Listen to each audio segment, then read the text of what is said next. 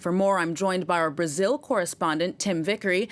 Tim, we've seen Jair Bolsonaro go in and out of downplaying the pandemic. Now, after this record single-day death toll, is there any sign of him changing his tone or his strategy? On March the 22nd last year, just over a year ago, he said that the overall death toll in Brazil would not reach 800. December the 11th last year, he said that the pandemic was right at the end, instead of which it's now out of control. On Wednesday, Brazil will go through the mark of 300,000 deaths, and more than 25% of deaths in the world are now happening in Brazil. Bolsonaro has just gone on TV, a live address around half an hour ago, defending the record of his government on this issue, but it was a short speech that made no attempt to answer the points that are being raised by his critics. And those critics are becoming increasingly numerous and increasingly vociferous.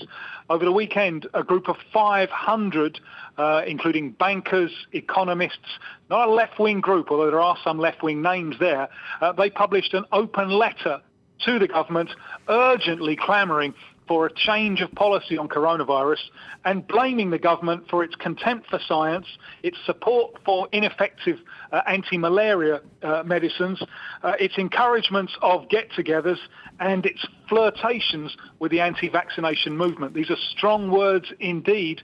This is a broad front which is forming against President Jair Bolsonaro.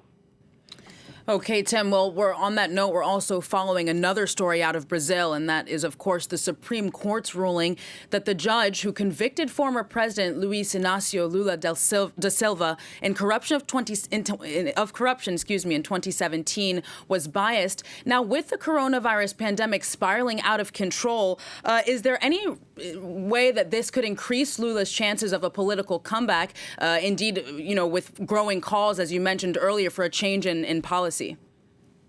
No doubt about it.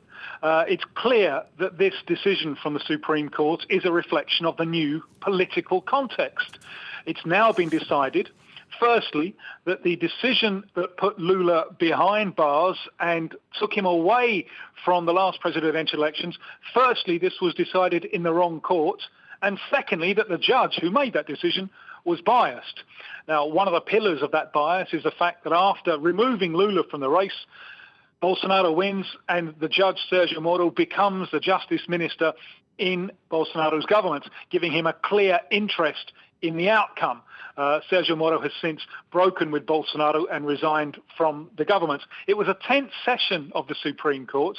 It was a split vote, 3 against 2. The main judge, though, Gilmar Mendes, was extremely vociferous, and he said that with all the information that's come to light, no one is going to want to buy a used car from Sergio Moro. The political ramification of this is that Lula is, barring a real legal turnaround, he would seem cleared to be a candidate in 2022. That case against him, that now goes right back to square one.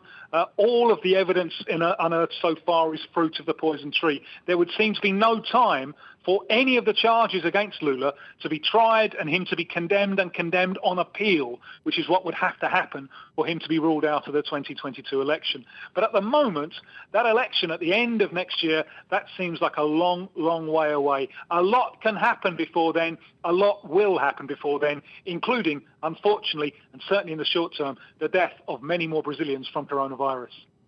Indeed, I'm sure this is not the last we'll hear of that. Tim, thank you very much.